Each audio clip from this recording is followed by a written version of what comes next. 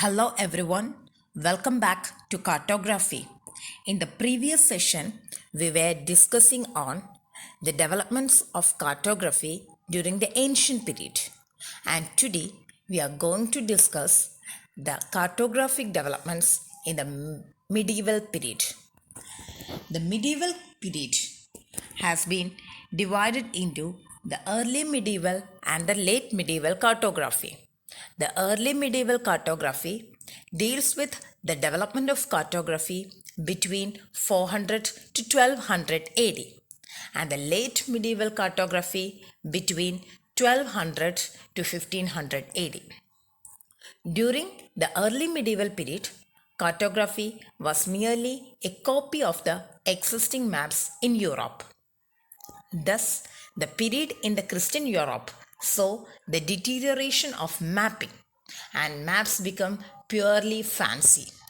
Most of the maps of this period are so called TO maps. The TO map is a modified study of Orbis Terrarum of Agrippa. In this map, the inhabitable world was represented in almost circular shape, surrounded on all sides by water bodies. The map was oriented towards the east. Perhaps they want to denote the direction of rising sun. In the midst of the land area was a T-shaped arrangement of water body. The stem of the T represents Mediterranean Sea, and the top of the T was represented by Aegean and Black Sea on one hand and River Nile and Red Sea on the other hand. The map identifies three continents, namely Asia, Europe, and Africa. The upper half of this inhabitable world represents Asia. Jerusalem was depicted at the center of the inhabitable world, just above the T. At the far east, beyond the limit of inhabitable world, portrays the paradise. Similarly, many maps were also originated. Some maps were rectangular in shape, but projects with the same details like TO maps. In all these maps, the earth was shown as a flat disk. Mappa mundi is a kind of circular work produced in the medieval and the early Renaissance period, especially in the 13th century in Europe. Mappa mundi was a modified form of world map of Agrippa. The map depicts Jerusalem at the center and features the details of cosmology, mythology, and history of the Christian world. The name Mappa mundi originated from the medieval Latin word, which literally means the sheet of the world. In the map, even the minute details of Palestine was accommodated. The empty spaces of map was filled with neatly represented themes from contemporary history.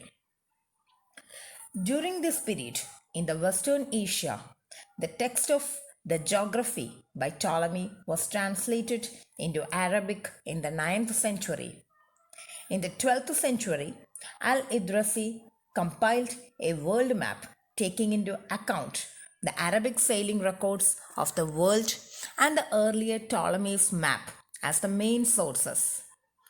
In 1154, Al-Idrasi completed a book, The Amusements for Him Who Desires to Travel Around the World, in which he corrected many wrong ideas of Ptolemy. Meanwhile, in the Far East, Chinese has developed mariner's compass that enabled people to explore more about the world across the sea and find new places. The use of magnetic compass by Chinese was first mentioned in the Christian European thought through the writings of Alexander Neckman in 1187.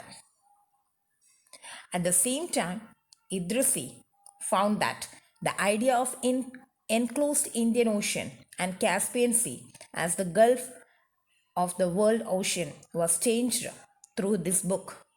Besides, Idrisi also revised the position of several mountain ranges and available courses of numerous rivers, especially Danube and River Niger, in the maps. Notable advances were also made in India towards this period for the calculation of latitudes and longitudes in finding a place on the earth. Now let's look into the late medieval period. During the late medieval period, several important advances were made in the arts of navigation at the sea. By the end of 13th century, the use of mariner's compass and construction of navigational charts for sailors became quite common in the scientific world. The astrolabe was also improved to fix the altitude of pole star more accurately during the navigation. The late 14th century also witnessed a notable improvement in the field of mapping, and one was the Portolian charts. The Portolian charts was developed by the Italians and it became a standard equipment for sea captains. The term Portolano means handy or easily available.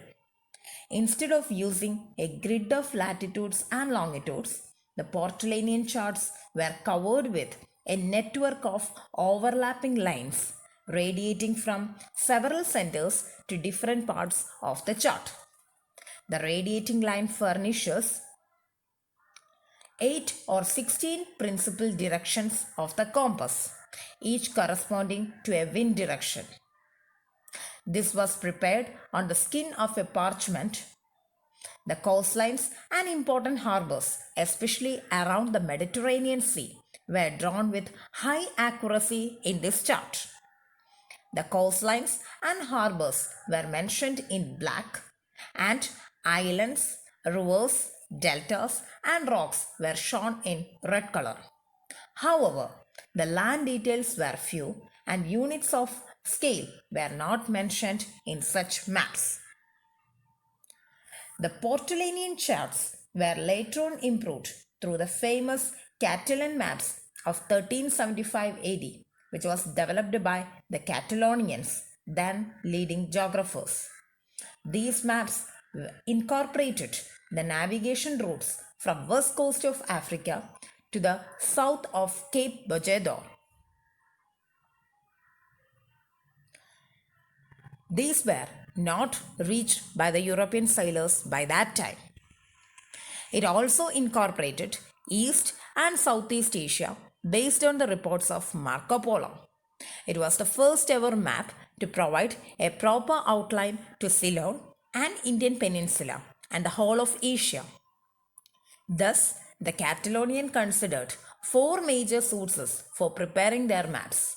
These are the circular map of the classical period and the medieval times, the Portolanian charts, the narratives of 13th and 14th century like the travelers of Marco Polo, and the charts prepared by the Arabs. The 15th century witnessed the period of voyages, exploration, and discoveries. The subsequent cartographic work was also noticed in the mid 15th century with the introduction of elliptical world map prepared in 1487 by Nicola Conti. Numerous details on the islands of South Asia were included in this one. Another great work was the world map of Fra Moro of Venice, in which Indian Ocean is shown as an open ocean to the south. By the end of 15th century, the first ever globe showing the whole round earth was prepared by Martin Behaim of Neumann.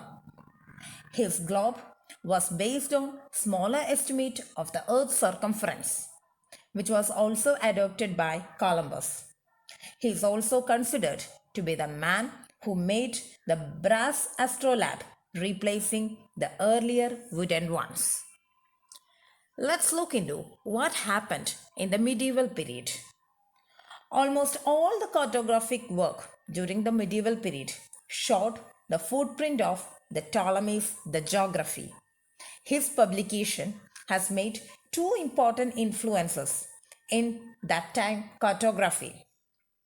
One is the extensive use of Ptolemy's ideas, and the second important theme is that the multiplication in cheap printing process of maps. This multiplication of Ptolemy's The Geography enabled the people to judge the accuracy of ideas and concepts created by him. I hope you have enjoyed today's session. For any queries or suggestions, please post in the comment box or in the Edmodo. I wish everyone a great day. Thank you.